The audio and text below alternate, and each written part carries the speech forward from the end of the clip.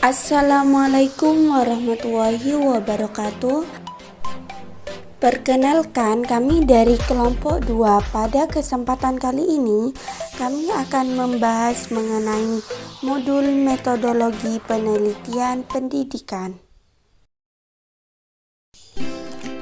Adapun standar kompetensi yang ingin dicapai dalam pembuatan modul ini, kita dapat memahami materi mengenai yang pertama, rasional penelitian kualitatif, ciri-ciri penelitian kualitatif, langkah-langkah penelitian kualitatif, dan rumusan fokus masalah pada penelitian kualitatif. Adapun anggota kelompok kami, yang pertama Ilfani Aula Karima dengan NIM akhir 002, Kudratul Laili Putri dengan NIM akhir 013, Rizka Nur Fauzia dengan NIM akhir 044, dan Aminatur Rizkia dengan NIM akhir 053. Pengertian penelitian kualitatif. Penelitian kualitatif adalah suatu pendekatan dalam melakukan penelitian yang berorientasi pada suatu fenomena atau gejala yang bersifat alami. B. Rasional penelitian kualitatif. Rasional sebagai salah satu ciri-ciri keilmuan dalam karya ilmiah, di mana rasional memiliki arti sebagai sifat kegiatan penelitian yang dilakukan dengan cara masuk akal dan mudah untuk dipahami, sehingga akan mudah terjangkau oleh penalaran manusia.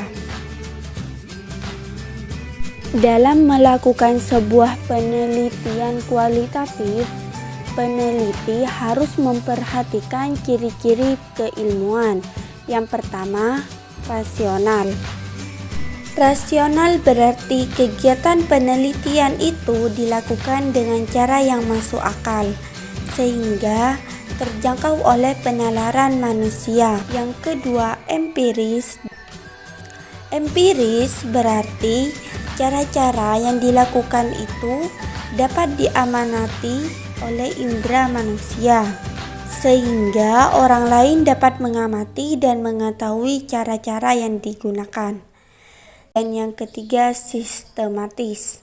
Sistematis, proses yang digunakan dalam penelitian ini menggunakan langkah-langkah tertentu yang bersifat logis.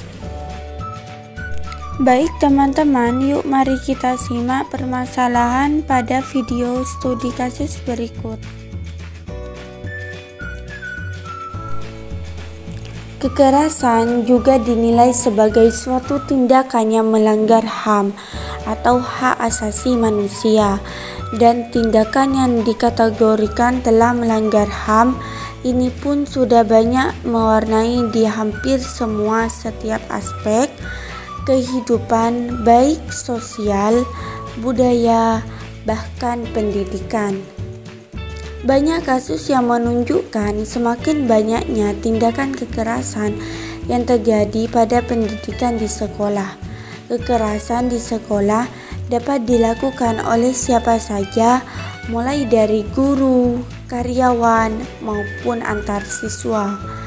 Kekerasan antar siswa juga kerap terjadi, yaitu berupa bullying yang merupakan perilaku agresif dan menekan seseorang, seperti yang terdapat pada video ini. Video ini memperlihatkan aksi tindak kekerasan yang terjadi di suatu sekolah di Purworejo, Jawa Tengah, yaitu 3 orang siswa tersangka melakukan bullying kepada seorang siswi, di mana 3 orang siswa tersebut terus-menerus melakukan tindakan yang menyebabkan korban menderita. Kekerasan yang terjadi pada video tersebut berupa kekerasan fisik seperti menendang, memukul, dan lain-lain. Diketahui pelaku sengaja meminta temannya untuk merekam kejadian tersebut. Ketiga pelaku tersebut merupakan murid pindahan dari sekolah lain. Mereka dipindahkan karena bermasalah di sekolahnya. Pelaku mengaku sakit hati terhadap korban sehingga nekat melakukan penganiayaan.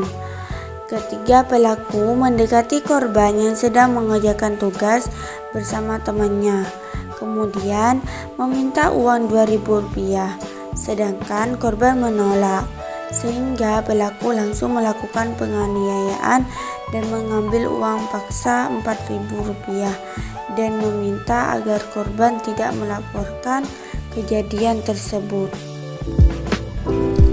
Nah, dari contoh video kasus tersebut, kita bisa membuat identifikasi masalah. Yang pertama, dampak yang ditimbulkan dari kasus kekerasan bullying dilakukan siswa terhadap siswi. Yang kedua, penyebab kasus kekerasan terjadi. Dan yang ketiga, tindakan yang dilakukan sekolah setelah mendapati kasus tersebut di lingkungannya. Nah, setelah kita tahu identifikasi masalah, kita bisa membuat rumusan masalah. Yang pertama, apa dampak yang ditimbulkan dari kasus kekerasan yang dilakukan siswa terhadap siswi? Yang kedua, mengapa kasus kekerasan di dunia pendidikan dapat terjadi? Dan yang ketiga, bagaimana upaya yang dilakukan sekolah setelah mengetahui kekerasan tersebut? Dari contoh kasus video tersebut, kita bisa membuat sebuah penelitian.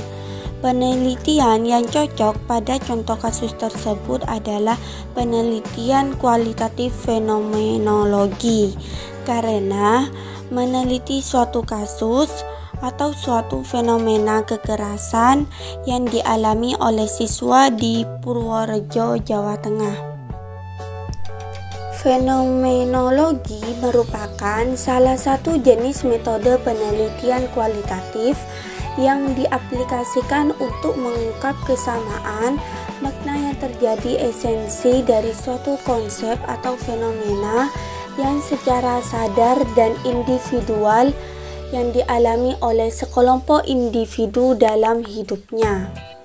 Tujuan dari fenomenologi penelitian adalah sepenuhnya menggambarkan pengalaman hidup, persepsi yang timbul atau muncul dalam suatu masyarakat.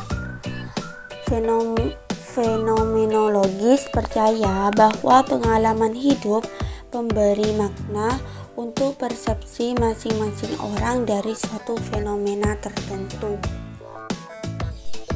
Dalam pandangan penelitian kualitatif itu, gejala bersifat holistik atau menyeluruh, tidak dapat dipisah-pisah, sehingga peneliti kualitatif tidak akan menetapkan penelitiannya hanya berdasarkan variabel penelitian, tetapi keseluruhan situasi sosial yang diteliti meliputi aspek tempat atau place.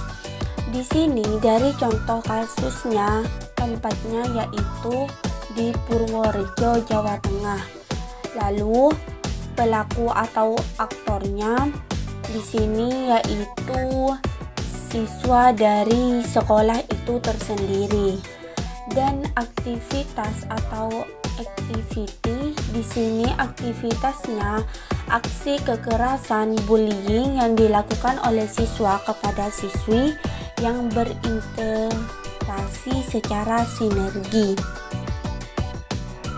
Ini menurut Sugiono tahun 2013. Karena terlalu luasnya masalah, maka dalam penelitian kualitatif, peneliti akan membatasi penelitiannya dalam satu atau lebih variabel. Batasan masalah dalam penelitian kualitatif disebut fokus yang bersifat masalah yang masih bersifat umum. Menurut Sugiono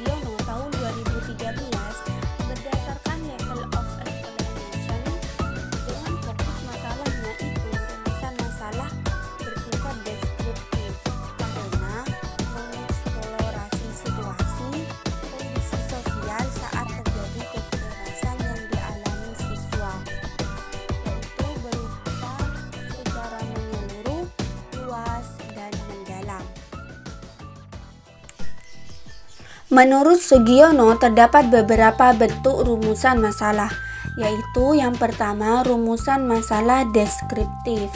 Rumusan masalah deskriptif adalah rumusan masalah yang memandu peneliti untuk mengungkapkan atau memotret situasi sosial yang akan diteliti secara menyeluruh, luas, dan mendalam.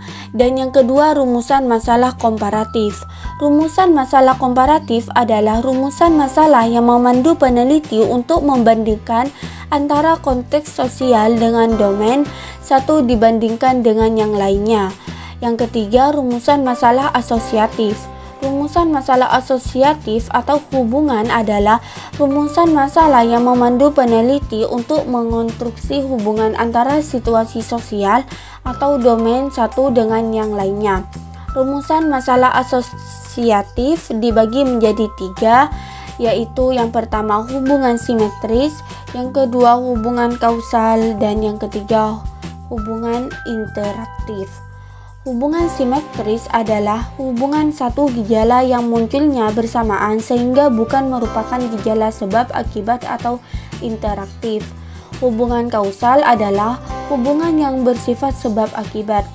Yang terakhir, hubungan interaktif adalah hubungan yang diamati atau ditemukan adalah hubungan yang bersifat interaktif.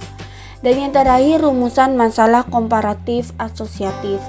Rumusan masalah komparatif asosiatif merupakan suatu rumusan masalah yang memandu peneliti dalam melakukan penelitiannya untuk menemukan suatu perbandingan hubungan atau pengaruh situasi sosial satu dengan situasi sosial pada tempat atau waktu yang berbeda.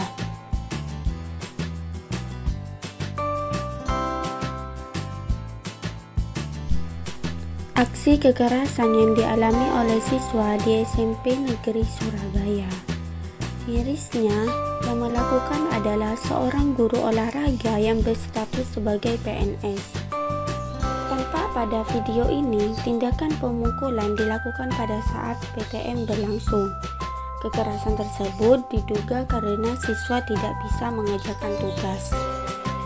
Nah, pada video ini kita bisa menentukan video ini masuk ke rumusan masalah apa?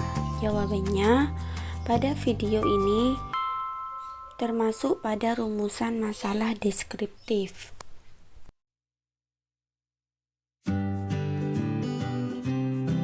Contoh kasus pada rumusan masalah komparatif yaitu tentang kurangnya motivasi belajar. Motivasi belajar adalah dorongan dari diri siswa untuk mencapai tujuan belajar, misalnya pemahaman materi atau pengembangan belajar. Motivasi diri merupakan hal yang sangat penting bagi setiap siswa, karena motivasi tersebut akan mengunggah siswa untuk tetap bersemangat dalam belajar. Sebaliknya, tanpa motivasi tersebut, siswa akan merasa sulit untuk memahami materi yang telah dijelaskan oleh guru. Tentu saja hal ini akan berdampak buruk bagi kualitas dirinya juga masa depannya. Lemahnya motivasi diri untuk belajar pada siswa ternyata menjadi masalah yang begitu membingungkan bagi guru juga orang tua siswa. Misalnya, banyak siswa yang menghabiskan tidur selama jam pelajaran, siswa mengabaikan penjelasan guru, siswa lebih asik dengan gadget ketimbang membaca buku dan lain-lain.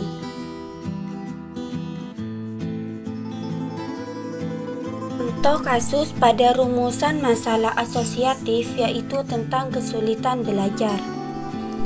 Kesulitan belajar adalah kondisi di mana siswa mengalami kesulitan dalam proses belajar.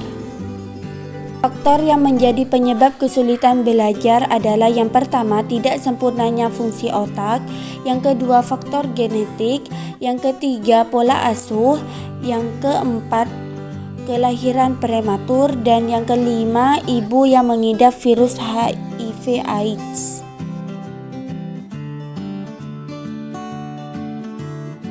Contoh kasus rumusan masalah komparatif asosiatif yaitu tentang rusaknya fasilitas sekolah. Salah satunya yaitu ruang kelas. Ruang kelas di SDN Jampang 2 sudah tidak punya plafon dan kayu-kayu penyanggahnya dan genting sudah mulai keropos dimakan rayap atau terkikis air ketika hujan datang. Tapi di sekolah SDN Jampang 2 tak punya pilihan lagi. Pembelajaran tatap muka harus tetap berlangsung dengan aturan satu kelas tidak boleh diisi lebih dari 20 anak di masa pandemi. Setiap kelas dibagi 2 kelompok belajar karena di SDN Jampang 2 kekurangan ruang kelas.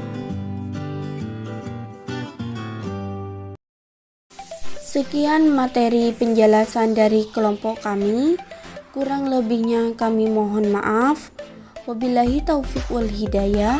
Wassalamualaikum warahmatullahi wabarakatuh.